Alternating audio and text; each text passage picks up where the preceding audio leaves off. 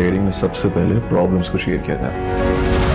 कमान भाई, मैं आपके सारे काम कर दूंगा। देर हो रही है। आज हम ड्रामा रात पे बात करने जा रहे हैं। ड्रामा रात बहुत ज्यादा इंटरेस्टिंग होता जा रहा है और आप लोगों ने देखा है कि जो जैन की माँ है वो रिश्ता लेके अपने मनपसंद घर में लेके जाती है और वहां जाके जोर जबरदस्ती अपने बेटे पे करना चाहती है और कहती है कि तुम ये रिंग जो है लड़की को पहनाओ, जबकि वो ईमान से मोहब्बत करता है। और ये अचानक जो एक सीन डेवलप किया गया है बहुत ही स्ट्रेंज था, अनएक्सपेक्टेबल था और बिल्कुल ही अनमिच्योर था कि ऐसे कोई माँ थोड़ा करती है कि अचानक गया और कहा कि मेरा हुक्म मानो और इसी लड़की से शादी करो। ऐसा नहीं होता भाई, ये बहुत ही अनरियलिस्टिक एक सीन था जो मुझे बिल्कुल ही अजीब सा लगा है कि ऐसे नहीं होना चाहिए था। दूसरे लफ्जों में जैन की माँ ये जताना चाहती थी कि मेरा बेटा मेरा फर्माबरदार है और आपा के अगेंस्ट जाएगा और आने वाली जो स्टोरी है इसमें बहुत ज्यादा सस्पेंस क्रिएट करेगी आपा को लेके, क्योंकि आपा के साथ वो बहुत ज्यादा जेलस होती है। दूसरी तरफ जमील मुंह उठा के समीर को लेके आलम साहब के पास आ जाता है। समीर वो शख्स है जिसकी ऑलरेडी शादी हो चुकी है और वो चाहता है कि इसके साथ ईमान की शादी करवा दी जाए और मैं एक बहुत बड़ा एहसान जो है वो थोप दूं आलम साहब के ऊपर।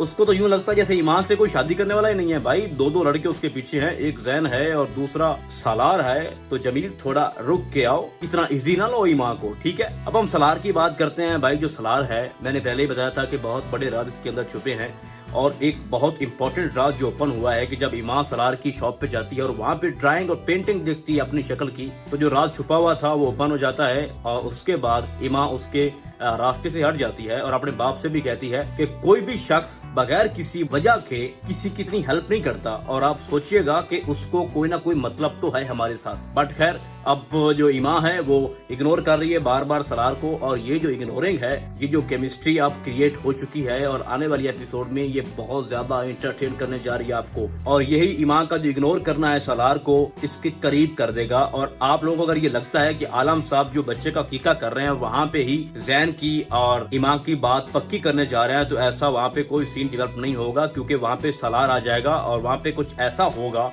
कि ये जो शादी की तारीख है ये पोस्टपोन हो जाएगी लंबे अरसे के लिए। अब जो सलार का बैकग्राउंड है, जहाँ जैन की माँ रिश्ता लेके गई थी अपने बेटे के लिए, उस फैमिली का बहुत गहरा रिलेशन है सलार के साथ। अभी तक सबको यही लग रहा है कि सलार का जो बाप है वो वही है जो क्लीन शेव वहाँ बैठा था, जो बहुत बड़ा पॉलिटिशियन है, लेकिन ऐसा नहीं है। वो सलार का बाप नहीं है, सलार का बाप कोई और है।